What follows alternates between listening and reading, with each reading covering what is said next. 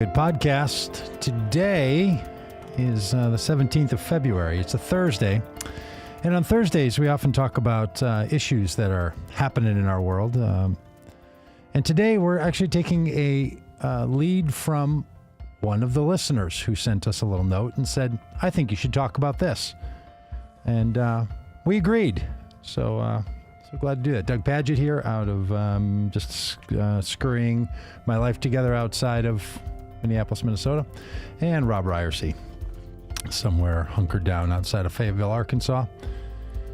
And we're going to talk today about the Freedom Convoy and the Christian funding behind all that, and as it turns out, a whole lot of other misinformation and insurrectionists leading business, and so that's going to be some of our conversation today. But hi, Rob. Hey, Doug. It's good to be here on a Thursday. I'm normally a Tuesday guy, but yes, I'm happy to be here. And I'm also just want to give a big shout out to Dave, one of our faithful listeners who sent this article to us that we're going to be talking about, kind of brought this to our attention. It was on the list to talk about on Tuesday, but we had so many other things to talk about, like the Super Bowl and the Olympics, that we didn't get to it. So we thought we'd give it a whole episode. And as they say, there's a lot of meat on the bone here with this story. There's a number of things to really consider. Yeah, look, this basically it's a deeper backstory as to the fundraising site that's behind the funding of the Freedom Convoy. This is the anarchist-like group in Canada of truckers that have blocked the city of Ottawa, the provincial capital. And it's created all kinds of strife and struggle, and then came down to the border between Detroit and Canada, have blocked that highway, all because they don't like Canada's demands for mask wearing and for vaccines. So it's the anti-COVID response movement in Canada, inspired in their own saying, the people that are running this convoy, inspired by the actions on January 6th. So they feel very kinned to that experience. It's been a story that's been building for a long time. Much more trouble in Canada than anything we've experienced in the U.S., even though it's affected the border. And we do. The United States does have a border all the way around its country. It's the country. Sometimes it's the ocean, and sometimes it's other countries, Mexico and Canada specifically. We rarely talk about the Canadian border. In fact, Republicans never talk about that. And even now, when Republican-leaning people are funding and paying for the convoy that's blocking the border, Republicans are still wrong about the border. Republicans are just bad on borders. We won't get into all that right now. But more so, and what Dave brought out in this article that was in Vice, is that the group that's the fundraising site that's raised like $8 million for these people is a Christian website, and many of the donors' information was leaked. Right. And so, originally those people in the United States, the people in Canada, people around the world who might be philosophically aligned with the truckers that are a part of the Freedom Convoy and wanting to support them with gas and food and wood and wages and, pulling something like this off takes some money. And so the people who are like-minded, who might want to support them, originally set up a GoFundMe, and they used GoFundMe, which is GoFundMe feels to me like it's become kind of like the Google of crowdsourcing. It doesn't matter if you're using Indiegogo or any of the other crowdsourcing platforms. GoFundMe is the biggest and the most famous one. So they originally set up a GoFundMe for this support of the Freedom Convoy. GoFundMe, however, shut it down because they don't want their platform to be used to support people who are opposed to the vaccine, people who are opposed to masks, people who think COVID is a conspiracy, all of that. And people that are breaking the law. I think their specific response was they're taking this money, they're breaking the law with it, they're using it for illegal purposes. I think in addition to maybe they don't want to be on the wrong side of a public health crisis. It's also they're breaking the law. These people in Canada, these Canadian truckers, Does and that their bother you? hardcore right wing experience. As a person who was recently arrested for, what you believe in and your political protests, does it bother you that they're breaking the law? Yeah, no, it bothers me that they're breaking the law. There's two ways you break the law. There's one that is, hey, I'm willing to offer myself to show that our laws are unjust, and I'm willing to take the consequence. I'll be arrested, and I'll follow the instructions of the law in order to show that the law is inappropriate. And then there's lawlessness, meaning we do not accept the authority of the government. When you do that, which is what they're doing in this convoy, they're not responding, they're not leaving, they're not following the stated agreement that there is when you choose to do protest. Somewhere an action changes from political protest and standing against the laws that need to be changed and raising awareness of them and taking the consequence for them, and doing things that are intended to disregard the law in its entirety. That's the difference between nonviolent direct action protest and criminal activity. So if someone says, hey, I'm going to choose not to pay my taxes because I don't like what our government does, that can be an act of political protest, as long as you're willing to take the consequences for not paying your taxes.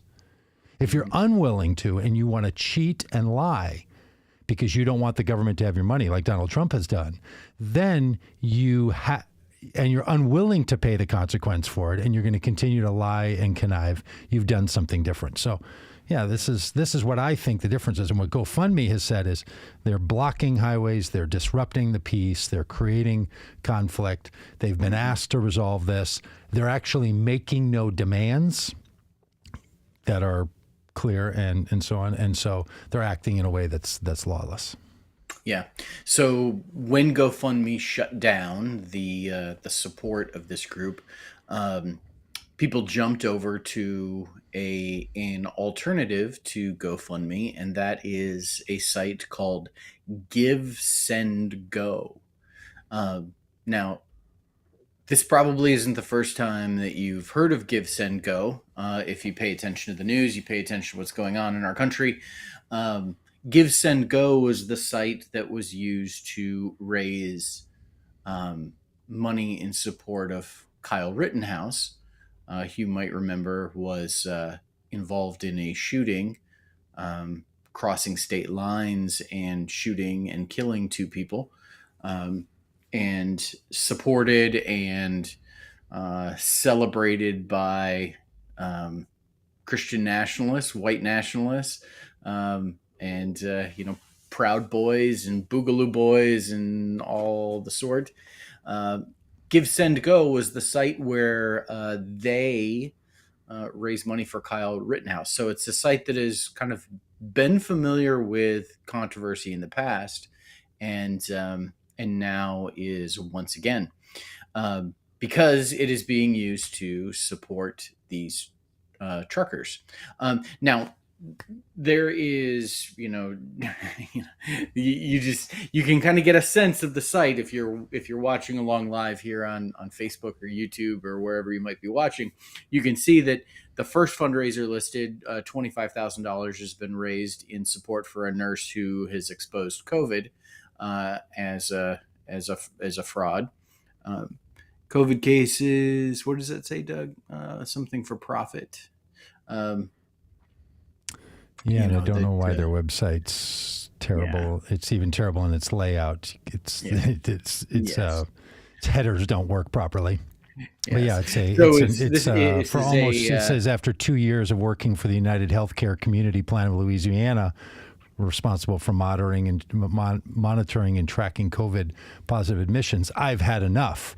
And so they've raised some $20,000 for this nurse in her anti-COVID response narrative.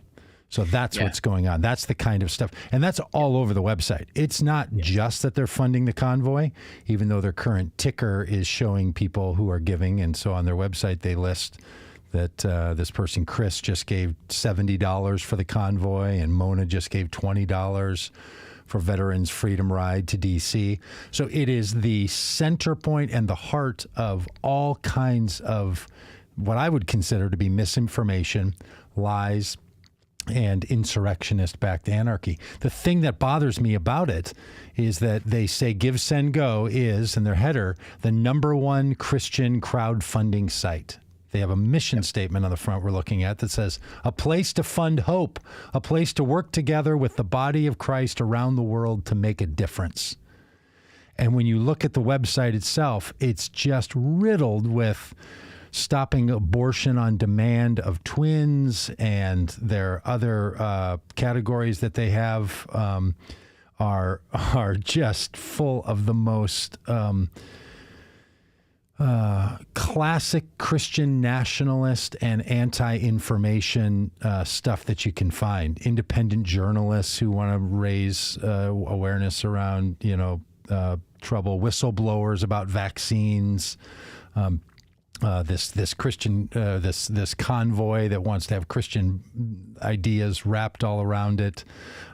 It's just full of that. And there's a lot of people. The thing, has raised $8 million for the convoy. This other group here is, raising $19 million for this independent journalist person. This $50,000 goal, or so they've raised $25,000 for some professor who really needs your help. And thousands and thousands of givers. And look, so this is we're not screwing around. This stuff doesn't just happen. You don't just accidentally end up with a bunch of truckers rolling into a city capital in Canada. It's being funded, and it's being funded not just by big donors. A bunch of big donors have given money to this. A $250,000 donor, some tech guy gave $100,000 or $90,000. So there's serious money rolling into this kind of thing, and not just somebody who runs a nonprofit that wants to affect the public opinion, not just being jealous here, but actually some of these groups have raised massive amounts of money. It's really quite unbelievable.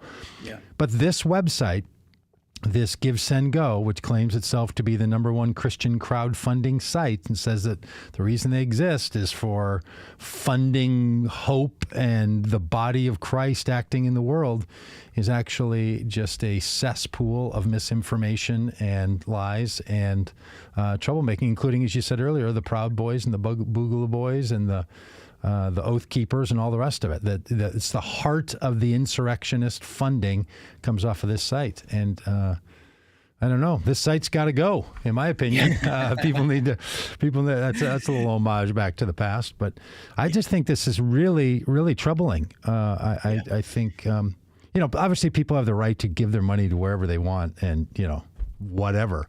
But when you choose to baptize it in the Christian tradition and claim that it's all Christian what you're doing, and there's not a Christian thing on this website. It's just misinformation and the sort of darker edges of how you're going to fund the creepy parts of some what I would consider the creepy parts of social movements. Yeah, I think that I've got several thoughts about this, and there's kind of different directions I'd love to go to talk about it. One of the things is that Give, Send, Go is trying, to operate as like a neutral platform. They're trying to say, like, the big tech has thrown out objectivity. They've tipped the scales in favor of the liberals, the progressives, the socialists, the horrible people who want to ruin America, and so what we're trying to do is provide some balance to that, and we're trying to be a place where there's great freedom for anybody, and they're trying to provide this neutral platform for people. There's we're not going to censor you. I saw one article that talked about how Give, Send, Go is the platform, the funding platform on which you won't be canceled. Like that's kind of what they're reacting to. Hmm. But in reacting to that, they are also tremendously biased. And, you think about how stuff gets into people's attention, how the algorithms work that allow for some things to be seen and other things not to be seen. My guess is if we put a vote common good fundraiser on Give Send Go, it probably wouldn't do so good, because the scales would be tipped against us. And so Give Send Go wants to be a neutral platform, but they're not. They're actually encouraging building a network of the kinds of people who philosophically and politically and theologically are aligned with this kind of white nationalism and Christian nationalism and willingness to support these anti-democratic, anti-government movements. Look, Give Send Go is saying, okay, we're planting our flag with them. And that's deeply troubling. Yeah, yeah, and look, people have the right to have their own perspective pushed out. I don't mind if Give Send Go says, "Hey, look, we're right wing leaning, extremist, comfortable Christian website group." You just know that's where it's coming from, right? I don't debate at all that they would consider themselves, as they say on their website, to be the #1 Christian crowdfunding site. By what standard, I don't know, but fair enough, and go ahead and claim it. I just think people ought to know that the way this kind of stuff gets funded is being wrapped up and baptized in Christian movement. Now, we're going to put up some comments here from people that they're making that they think that the Freedom Convoy is legitimate. I don't think it's legitimate, but that's what public discourse is about, right? So we should be having that public discourse, and no one should be told they shouldn't be able to have that public discourse. What we should also know, though, is that a Christian funding website that makes their banner ticker and their #1 things listed on their website to be this convoy. And the government of Canada shut down the access to that money. I don't know if that will uphold a court challenge or not, if they can get to it, because while some people consider these to be peaceful protests making legitimate political demands, the government of Canada doesn't see it that way. The government of Canada sees it as something that is that the activity going on here is intentionally disruptive and exists for no purpose. They're not even pleading against their government in this thing, at least as I understand it. And look, I haven't been at every moment of the blockades that have been going on in Ottawa, but from the news reports, don't hear that at all. I'm going to add in Marjorie's comment. Marjorie's telling us, "I think you're very misinformed." Could be. This has been a very peaceful rally. The Prime Minister has refused to meet with the convoy. People gave from their hearts to support Freedom Rally. This has nothing to do... Sorry, there's a timer on this. This has nothing to do with extremist agenda. It's what most of us believe. With the Christian extremist agenda. Marjorie, I'm guessing you're a Canadian by your comments, so continue to comment here. I'd love to hear your continued thoughts on this. Look, what makes it Christian extremist, seems to me, is that a website that's promoting it top of its site says that it is a place where the body of Christ around the world seeks to make a difference. And the way that they're seeking to make a difference is to use trucks and to block an entire city for days and days on end, with no clear demand. It is crossed. Their clear demand is that the mask mandates and the vaccine mandates in Canada be lifted. That is one of the demands. The other demand is that the government be disbanded. Another one of the goals is that all health mandates and limitations are lifted. So there's a confluence, of course, of demands in any kind of a group like this, any organizers, and I've done plenty of this and been involved in plenty of this, when you're organizing around political activities, you also have to be willing to follow the agreements of a society. That's not what's happening here. Well, That's yeah, and I think the reason there are so many Christians that are attracted to this, and both in terms of those who are because there's kind of two things here. There's those who are supporting the Freedom Convoy and on board with it and using the platform of Give Send Go to provide that support, and then there's also the Give Send Go as a platform wrapping what they do in Christian terminology, baptizing it, as you said. Those are kind of two different things. But I think the thing that is related in them is that American evangelicalism, and I'm not super familiar with evangelicalism in Canada, but it wouldn't surprise me if it's the same way. American evangelicalism is completely overtaken by a persecution complex. There's a martyr complex that exists here amongst American evangelicals, that the world is out to get us. The big bad liberal Democratic Party hates God and hates babies and hates us. And if they had their druthers, they would put us all in concentration camps or worse. And there is this persecution complex that exists, where there's this kind of martyr mindset that everybody's against us and we're all alone. And so what that produces in people, and that mindset produces different reactions. One of the reactions that people have is some people get that mindset and then they want to fight back and change things and try to stop it, change the conditions on the ground. And so political involvement, cultural involvement, the culture wars are about preserving freedom, preserving religious liberty, preserving our right to worship as we see fit. All of these things are a reaction to, or fruit of, this martyr mindset, this persecution mentality.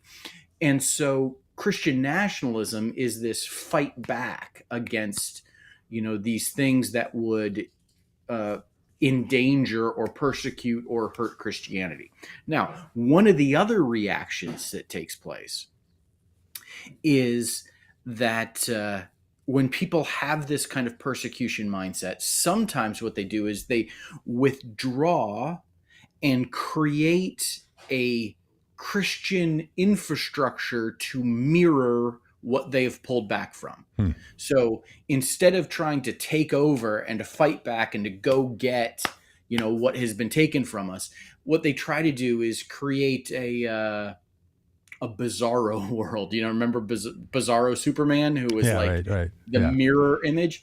And so we've seen this in Christianity in America for, decades and decades and decades with, we can't get our books published, so we'll create Christian publishing houses. We can't get our music recorded and produced, so we'll create Christian music labels. We can't, our professors can't get jobs in universities, so we'll create our Christian universities. Our kids, aren't being taught the way we want in schools, so we'll create Christian schools. So Christian movies, every time that Christian gets used as an adjective, it's because what is happening is that we're trying to create a whole Christian infrastructure where we don't even have to interact with those horrible liberals who want to take away our freedoms, who hate us and hate God and everything. And so, Give Send Go is a part of that infrastructure that is built out of this persecution mindset. Now, what's really interesting is how these things go hand in hand, is that this infrastructure actually helps the people who are trying to fight against and defeat those who they think are doing the persecuting. And so I think what we've got to recognize is that there is a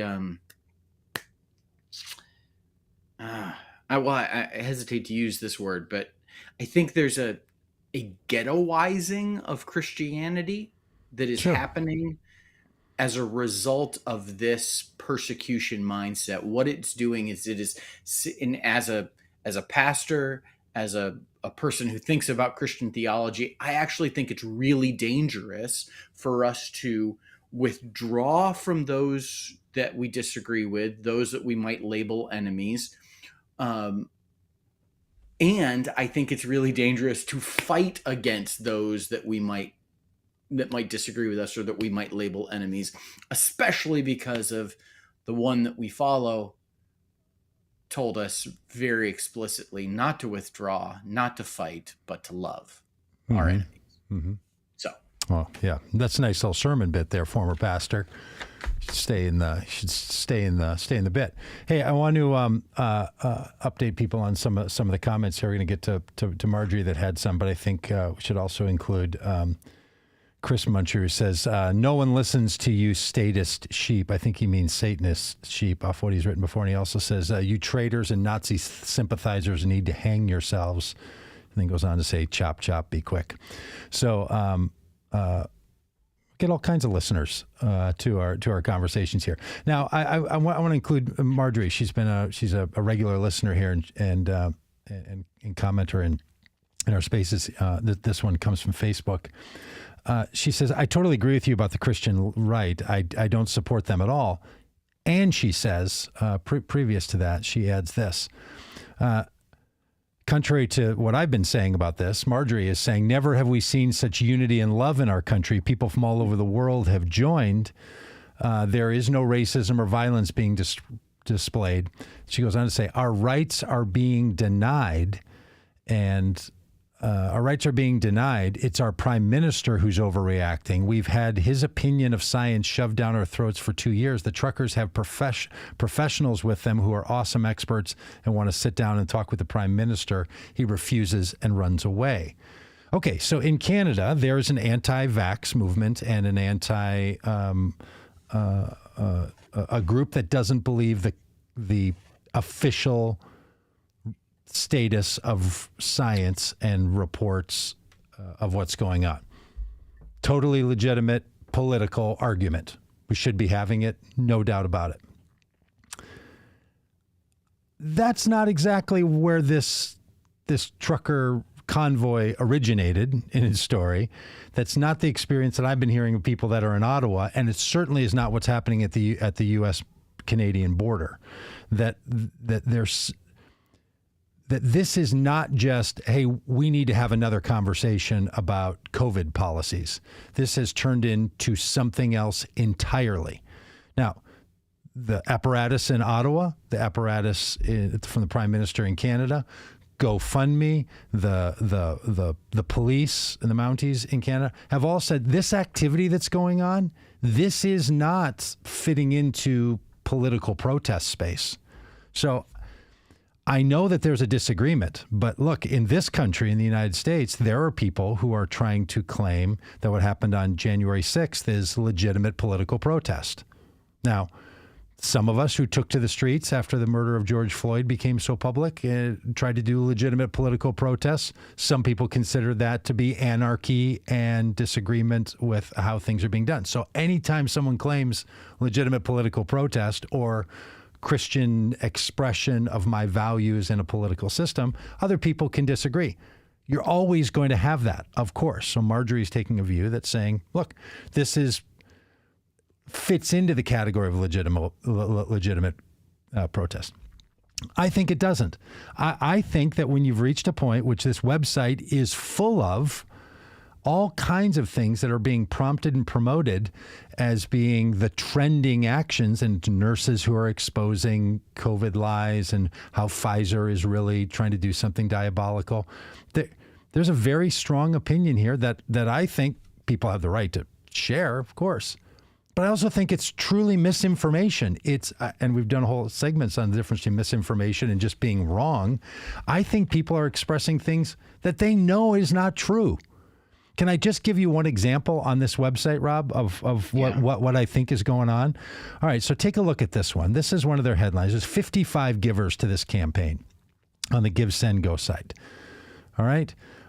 This is on their front home. Whoops. Sorry about that. This is on their front home page, right? So this is, you just go to Give, Send, Go, and the first thing is a ticker. And there's 3 campaigns: Nurses Who Expose COVID, the Freedom Convoy, and in the middle, Abortion of Twins. Okay? There's a picture, for those who can't see it, of a mom who is clearly, 30 plus 40, maybe full term.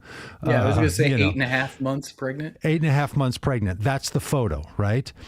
And it's Abortion of Twins, ... Let Them Live Auction or Action Corporation. Please cancel this late term 2-day abortion on. So you click on it, right? As one should if you're going to get into this. And it says Abortion of Twins scheduled for next Friday, February 25th. With that same photo of a pregnant woman, with a very distended stomach. It talks about their 501c3. They currently have a counseling. They're counseling a mother who is 21 weeks pregnant with twins and has a late-term abortion scheduled for Friday. That image is not somebody 21 weeks. These are children, when you find out and you get into the story, that are in severe crisis, and so is the health of the mother.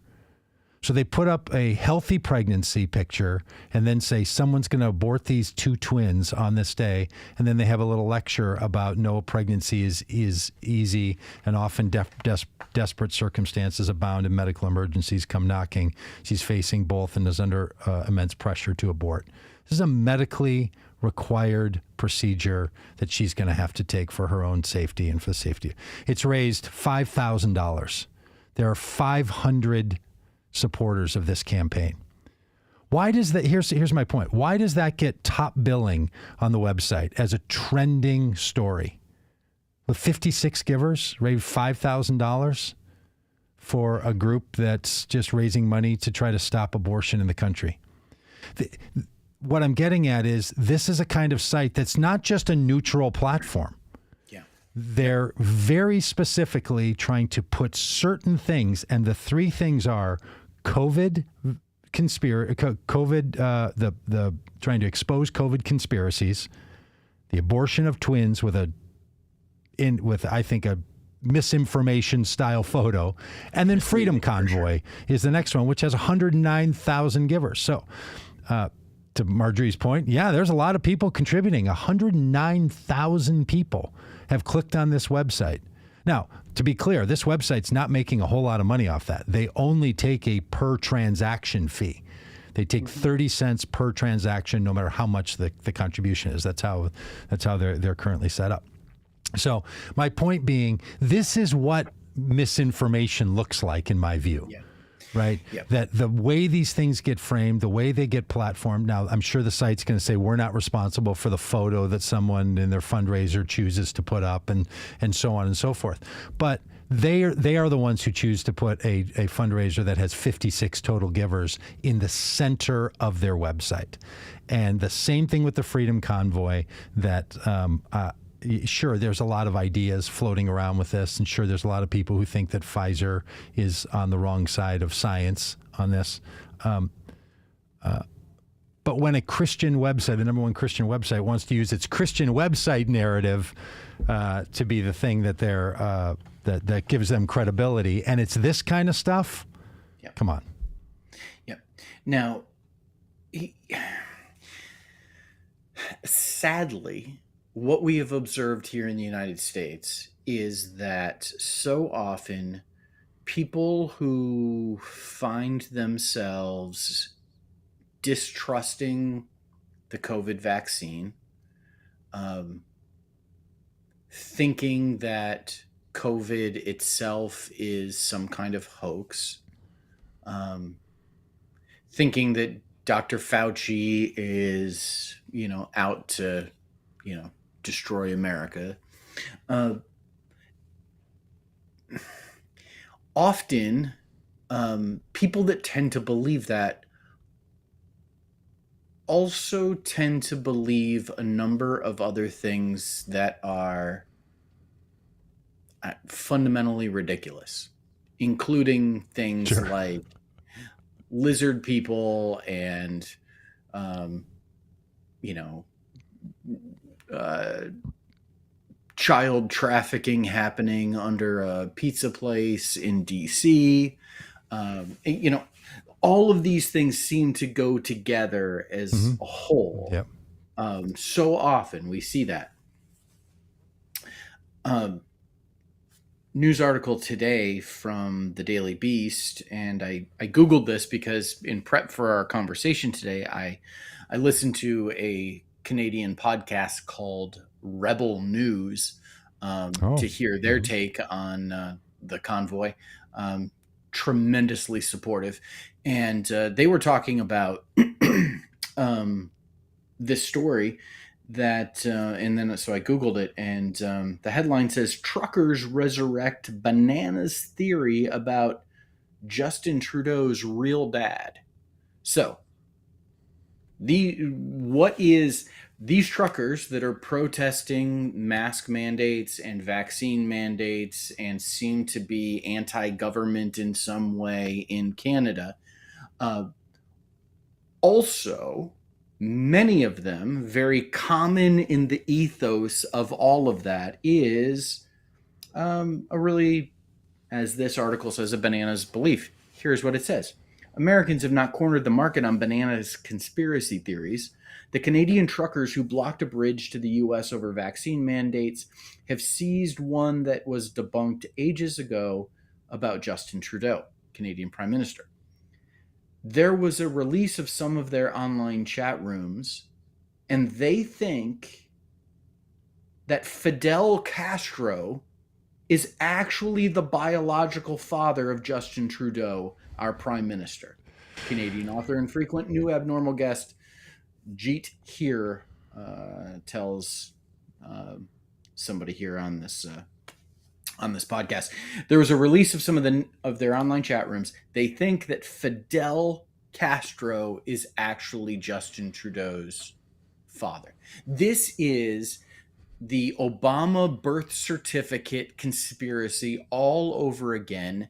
Like does it not trouble you that the same people who believe debunked ridiculous conspiracy theories about one thing, where Barack Obama was born or who Justin Trudeau's dad is, also believe things that, are different from what the scientists are telling us about the COVID vaccine, where it came from, how to fight it, how to, for us to get out of this pandemic. It is Hmm. deeply concerning that these things, the conspiracy, they want to say, oh, well, this isn't a conspiracy theory. Like, all of this stuff seems to come packaged together. Yeah, right. Yeah, I think that's very, very important and a nice linkage. And, it's tough because in a big movement like this, where there's clearly hundreds of thousands of people that have donated, many from the United States donating to Canadian, more than 50% of donations have come from or more than 70% have come from outside of Canada. So it's not funded by Canadians. It's funded by people outside of Canada. So it's tough when, you start going to chat rooms and then pulling apart what do people think and how much does that represent that gets really tough, right? And, look, as people that are in the Christian tradition, people say all kinds of things about what you believe about stuff, right? Easter's coming and there's, my humanist atheist friends are like, start listening to those sermons about resurrection from the dead, y'all. And, we're going to start, throwing conspiracy theory charges at you. I get it. And yes, you're right. This stuff is deeply, deeply linked. What I find particularly curious and want to talk about today and think is worth some focus today is that the funding platform that picked up this cause to raise nearly $8 million is one that calls itself the #1 Christian crowdfunding website. Yep. So it's not like we have to dig around and try to figure out in the chat rooms, which they've done. And by the way, a lot of this came out because there was a hack of this website, and they released a lot of the data of what people were writing in their comments and who they were writing in their comments about why they're making these donations. And it's Christian nationalist stuff top to bottom. So it's not, and I think that's important, but some of those anecdotes, right, of 109,000 people that contribute, if there's 10,000 people that have a Christian nationalist view, there might be 90,000 that don't. I don't know. It's not so much what does an individual person think. It's that Give, Send, Go said, oh, on our number one Christian website, we think this is the place for a Christian website to be funding this action to fund the truckers to disrupt things in Canada for weeks in order to not have to follow the health mandates that have been put in place by Canada. Why is that a Christian thing? That's what's going on. So, and then you get into the site and it's just, I don't know, it's just riddled with all this stuff inside of a context of the number one Christian, the self-proclaimed number one Christian crowdfunding site. Like, you can't go to Give, Send, Go and not find it to be fully embracing the Christian narrative. That's what it's up to. Like, that's its whole dealio. So, I do appreciate your comments about, look, this is sort of the backstory and this is the context and how are Christians thinking about this and how do they get tied up in some of these other conspiracy theories, and really appreciate Marjorie's comments, and we're going to get to Jim's and Earl's here in a minute and all these other people's comments. Some of it is not just about, do these truckers have a reasonable statement? In fact, 90% of truckers in Canada are vaccinated, because you have to be vaccinated to have a trucker's license there. They've mandated to that level. A lot of the people that are blockading are saying, like, hey, these other 10% that don't want the vaccine, you shouldn't make them. So it's about some vaccine mandates, for sure. But that's not all that this thing is about. To be perfectly clear, it is very deeply connected and funded by the same people who are deeply connected to January 6th and to that. In fact, they've been inspired by it, and even the primary organizer said they were inspired by it. And so this is the crossing point of Christian nationalism. And look, Give, Send, Go is presenting itself in a Christian narrative, which I think is kind of important at least in the subset of conversation, that we're trying to have, because this is how things get framed up as a religious idea, separate from what does an individual person think or what only did a single organizer. When a group like GoFundMe said no, the self-proclaimed number one Christian crowdfunding site said yes. So does that say something? I think it does. I think it's really important what it says. Yeah, absolutely. Absolutely. All right. I just want to give Marjorie one more word here. She says, this did not start with anti-government. It developed during the convoy when our prime minister refused to meet with his fellow countrymen and started calling them racist, etc. I don't think so. I think they actually, at least in my hearing of it, this was a decided on plan that was being implemented and put the city of Ottawa into real trouble. And for a long time, the prime minister was trying to stay out of it. The Canadian approach to this was non-engagement. Yeah. The Canadian approach was, let them do this. The reason we're not going to move in and we're not going to clear these trucks and we're not going to let people who live in these neighborhoods have access and not be threatened and everything else is because we don't want violence. Yeah. So, yeah, you can say, hey, this has been entirely peaceful. That's because for weeks, the people who live around these areas and at the border have had their lives disrupted by these folks because the Canadian government has said, we think it will get violent. We have intel that tells us it's going to get violent. So, yeah, you can say it hasn't been violent yet. And look, as somebody who's a nonviolent direct action protester, when we do the actions that we do, and lots of the nonviolent groups do this, you claim a pledge for nonviolence. You statedly sign on to something that says when you are directed by a government official, you will respond. So you violate a law in order to raise awareness, and then you comply. That's the difference in a civil society versus something where it's, hey, the prime minister will do what we want or we're taking over. Like, look, I get it, but that's not how you get a meeting with the prime minister.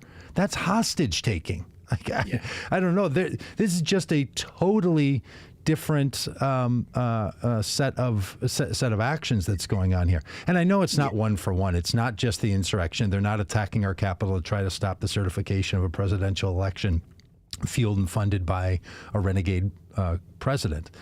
No, it's not a one for one, but it's inspired by, and they're now talking about driving that same convoy and people in the U.S. picking it up and driving it all the way to D.C.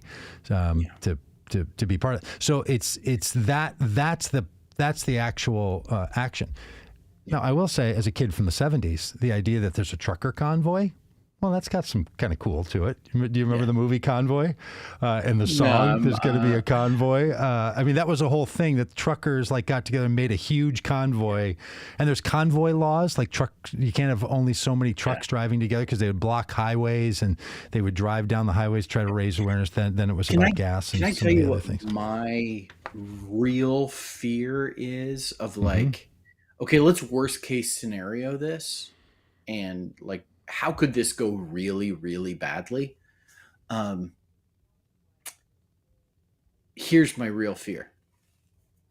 My real fear is that the Canadian government, the Canadian military will move in to try to clear out the protesters. There's news reports today that the police are going to attempt to do that, clear out these protesters. Moving the trucks is going to be very, very difficult, especially the trucks that are on, bridges. There's reports that tires have been taken off the trucks, and they're, there's going to be, military equipment that is going to be needed to do this, most likely. It wouldn't surprise me if Canada asked the United States for help with that, given that, this is especially near the border. Yeah. And on this bridge that connects Detroit to Canada, bridge that I've been across a few times. What happens when the U.S. military moves in to be of aid and support to the Canadian government, and militias in Michigan that have been known to willingly be anti-government, including a plot to kidnap the governor of Michigan because they did not like mask mandates and stay home orders. What happens when the Michigan militia that is willing to use violence moves to support the Freedom Convoy from the Michigan side? That is, and I'm not given to, worst case scenario kind of thinking, but that's the scenario that probably scares me the most. Mm-hmm. Yeah, it could look. It could get ugly. It could get ugly, and when there's not an agreement from protesters to not be violent, and when there's intelligence that says we know this is going to get violent, there's a lot of calculations that have to be done. Yeah. The threat of violence, when there is no violence, is still a problem. Right? It's thuggery. That's what this is, in my view. This isn't even sort of like anger that's overwhelmed. This is premeditated, well-funded, organized actions. Now, what the Canadian government likely will do is every one of these trucks is registered. They're owned by someone. They're operated by someone. They're licensed. They're going to know who they are. This is going to become like January 6th. It's going to become a long, multi-year legal process. The legal system will come down and put some ramifications in place for these kinds of actions. Truckers are going to lose their trucking licenses. They're going to have their trucks impounded. They're going to be in violation of all kinds of laws about where you can put your truck, and you can't take wheels off your truck. Like these are all things that ultimately are going to come. But the idea that the decisions made by a parliament and by city structures about how to respond to a health crisis has led to this, and that this is the organized response of this, I think is misappropriated. Now, look, I get it. There's a lot of people who don't believe in mandates. They don't believe in mask mandates. They don't believe in vaccine mandates. They don't believe in shutdown mandates. They don't want any of those mandates. Yeah, well, that's a very reasonable political opinion. And when your political opinion is not agreed to by the people who are in power, you have some choices. Canada is a democracy. There is a way that this ought to work. The United States is a democracy. There's a way that this ought to go. And you work inside of that system and structure. And you have, I think in Canada, you have the right to bear your grievances before your governments. I think that's the case. And there are ways to raise awareness and raise attention to that. Then something crosses into illegality. Right? So January 6th is a great example of this. The rally with the political leaders, including the president, is proper voicing of your opinion. To move up to the Capitol, proper political opinion expressing. To cross the barricade, believing that you should not pay a price for violating that law, and then assaulting and breaking into a building, you've crossed a line. Yeah. So this is just how this goes. And the idea that, but they're right. They have a good reason. Look, blowing up an abortion clinic or shooting up a school or blocking the entrance to a Capitol building so you can run a bunch of people into it. These are not appropriate political responses. Is the Freedom Convoy exactly that? No. But I'll tell you, if this was a U.S. city that had a bunch of truckers moved in and they took over a city and made it miserable for people to live there and to do their jobs for weeks on end, you think the same Republicans that are sending money to these Freedom Convoy people would stand for that in the United States for a minute? I mean, this is the thing that just blows my mind, is that the conservative media in this country that wants law and order is the ones just facilitating this business. And I'm so I mean, it is to me, it is just befuddling, but it also puts right into the crosshairs of this camera lens and focuses our attention on this.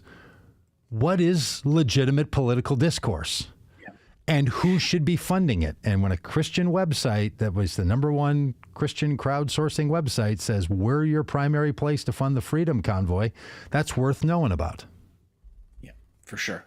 I was just going to say that probably the #1 uniting thing in our country is that whether you're a Democrat or a Republican, a progressive or a conservative, a libertarian or a liberal, we all hate traffic. Everybody hates traffic. Okay, so that reminds me. You and I participated in this action as pastors, and Christians, because I just want to put the point out here to one of our YouTube viewers, Stumble and Gunner, who thinks that perhaps we're against Christians. We're not opposed to them. We are them ourselves and are trying to identify a different way to be Christian. But we did a blocking of a highway, sort of. Mm-hmm.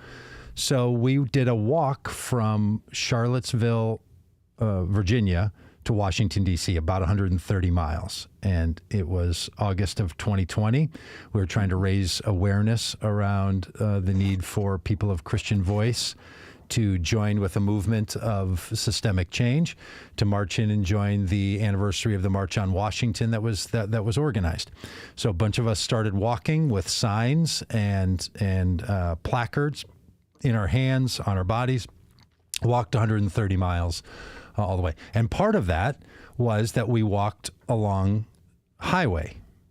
blocking a lane of traffic. And people pulled up alongside of us after having sat in traffic for a very long time because one lane of traffic was backed up. And as you say, were furious. There was a time in my life where I didn't understand why you would do that. Why would you inconvenience these people? And a particular woman pulled up next to us and leaned out the window and said, I'm all for you, but you're blocking a lane of traffic. No, I'm all for you, but you're walking on the highway, and that don't make no sense. And Shane Claiborne said, well, racism, that don't make no sense either. Like, what we were trying to do was to have a minor interruption, slowing down some traffic like you would for road construction, to try to capture people's minds for not just a road improvement, but for a societal improvement. Now, why were we on the highway? Because the state patrol in Virginia demanded that we walk on the highway. They provided police escorts on both sides of us to be on the highway. We wanted to walk on less populated roads. They said, we think that's less safe. You're going to walk on this road. So there's a way that you can even block highways. There's a way that you can or block a lane of traffic. There's a way that you can even gather some attention. You can block off roads like they did for the Super Bowl or like they did for Monster Jam that I went to at the football stadium down the road. Blocked off a bunch of roads all around that and a bunch of traffic because they're trying to move 40, 50,000 people, in and out of the city of Minneapolis. That's what you do in a civil society. And sometimes protesters need to raise their voice and create some disruption to the norm. For sure. To beat this drum 1,000 times too many, that isn't what this is. And when you try to claim that's what it is, and then you put that into this category, I think you're off into something else. Now, look, if they'd said, hey, this got out of control, we're now into the third week on this thing. But no, this number one Christian crowdfunding website is still promoting itself and this every single minute of every single day, even after, their money was locked up because what they're engaged in violates some kind of norms. So should we get to some comments? Do you want to take a minute and look at some comments? The comments are crazy today, Doug. They're crazy in that there are is it always like this on Thursdays? It's not always like this on Thursdays. I feel like I need to move from Tuesdays to Thursdays. Thanks. It might not be the day of the week. It might be just the topic that we're on. That we're on today. So Jim has made this point a variety of times. Jim is a frequent listener. He says, look, how much money does big pharmaceutical companies spend on advertising on Fox and CNN and MSNBC? Do you think there's a possibility that the industry might want everyone in the world to buy their vaccines? And then Jim goes on later and says, a number of times, and he says he's not anti-vax. He thinks people just have the right to get a vaccine or not. And he says basically why anyone would follow the mainstream media is just befuddling to him. He can't understand a reason why people would follow the mainstream media. Jim, I hope I got your comment right. Yeah, here it is. Why does anyone believe the mainstream media and this sponsor-driven news is beyond my comprehension? So, and I think he represents a lot of people where they just say, hey, if news that's on the major media outlets I find less trustworthy. Personally, I find it more trustworthy. Not because of where their funding comes from, but because of the agreements of the people who work for those organizations that try their very best to communicate information as accurately as possible without as much bias. Like, look, this podcast has this is more an opinion piece than it is news and journalism. Just to be clear, we're not trying to be journalists. We're trying to be commentators. We're trying to be agitators for the common good and getting people to think about things that we take from journalists. I happen to think it's better. Jim, frequent listener and commenter here, thinks that same media is less trustworthy. That's the beauty of democracy, right? And that's the beauty of just difference in community. And we should be disagreeing with each other about this is how that's how it goes. That's all part and parcel. I hope this podcast live stream doesn't become someplace that's like, look, you either toe the line or you're out the window. I sure hope that's not the case. Yeah. One of the frequent commenters today was Crisp Muncher. And I just wanted to clear something up that Crisp brought up. He brought up I'm assuming he's I'm a looking he. for him. Yep. Crisp brought up a number of things. One of the things that Crisp mentioned is they said, "I bet you are triple jabbed and still drive alone with a mask on." And Crisp, listen, I just want to tell you, yes, I am triple jabbed. No, I don't drive alone with a mask on. I've been thrice Fauci ouchied. Do you drive alone with a mask on, Doug? You know, only when you forget to take it off coming out of the store? Only when my car has yet to warm up and I live in a very cold climate where it's 1 below this morning and the mask sometimes keeps my face more warm. Look, I get Crisp's point about just how ridiculous he thinks it is. I disagree with Crisp's statement here. Shut up, you old fart. Stay home if you believe in COVID and leave us to save the country from a slippery slope. Now, just because someone thinks we're over masking, and I am in that category at this point now too, because it's just become surreal. I mean, I'm in some places. I went to a health club today, which has zero masking required in the city and the club, and people are exercising with no masks on. And other places a mile away, you have to have a mask while you're walking through the restaurant to your table and then can take it off later. Like it's over with, right? The idea that our society here where I live is committed to masks across the board is just, it's there's holes in the net and it's just not holding anything any longer. So yeah, okay, that's reasonable conversation to say maybe some people have overdone it, maybe some people have underdone it. For sure. I think you are giving the most charitable reading of Crisp possible, but I appreciate that about you. Yeah, look, somebody uses a false, a not real name and is on our YouTube channel making some snide comments. I get it. But even the most snide of comments, there's always a little bit of something in there. It comes from somewhere. It's the old recognition of humor. A lot of humor is kind of rooted in some level of truth. Even you old farts ought to just sit back and shut your yapper. You probably, but then what would you be watching today, Crisp? I don't know. Maybe something else. All right. I really appreciate what Earl says. It's pointing out some of the hypocrisy. It's stunning how quickly conservatives swung in the opposite direction on protests. Not long ago, they were passing laws to allow drivers to ram vehicles into protesters that blocked roads and highways.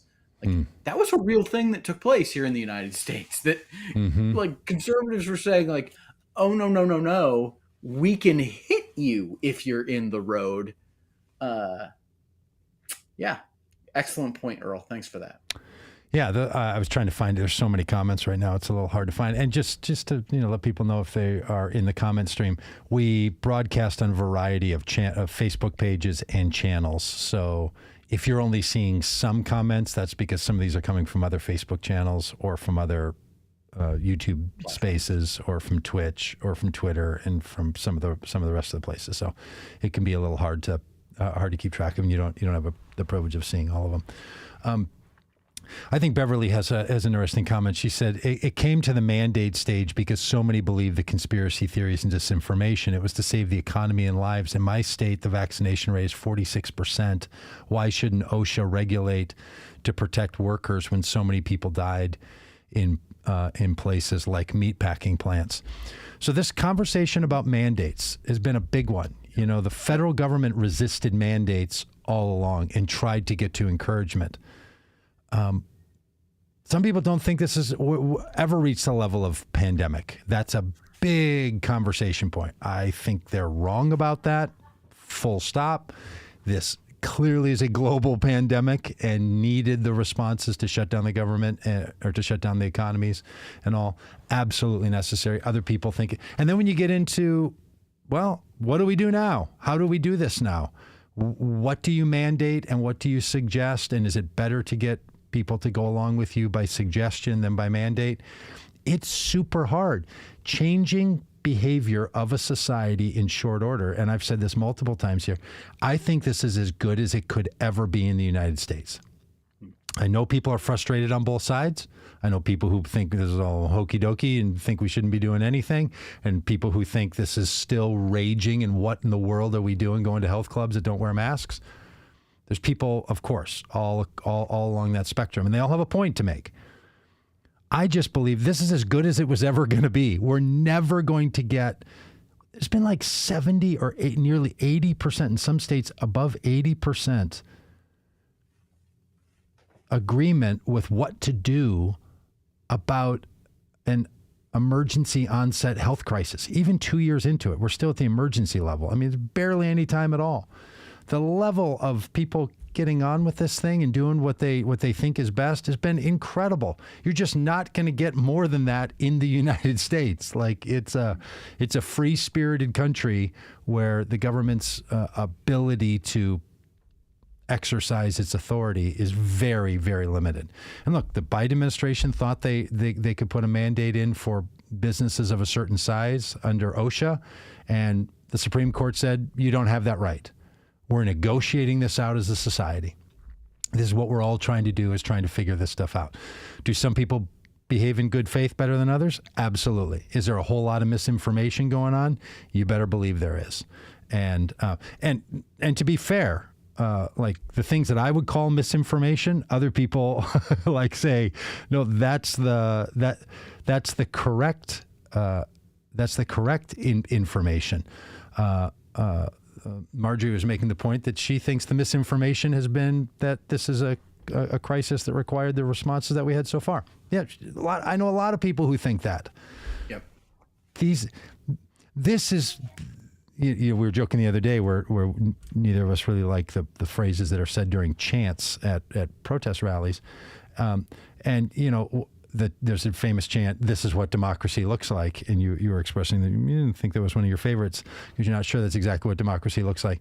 But this conversation here actually is what it looks like, right? It's regular old citizens trying to figure it out and saying, what do we even mean by an expert? Like, who's the expert? And we're going to make decisions in real time all the time. Mm-hmm. Should we all know that a Christian, self-proclaiming Christian funding website is the one that's pushing a bunch of information that I would consider to be misinformation? Yep. And if you love what they're up to, go on over there to Give, Send, Go and, empty your bank account so that the organizers of a trucker convoy can have your money. Feel free. Empty your bank account. I'm not saying don't give them money. I'm saying I don't think a Christian website should be the one that's pushing that stuff. Or if they are, people should probably know that that's where it's coming from because, as you point out so well, it's actually rooted in a whole lot of other stories as well. Mm-hmm. Yeah, for sure. Well, listen, I've got a sick kid who I'm taking care of. Boy. Who just came into the room and said it's time for me to provide some care.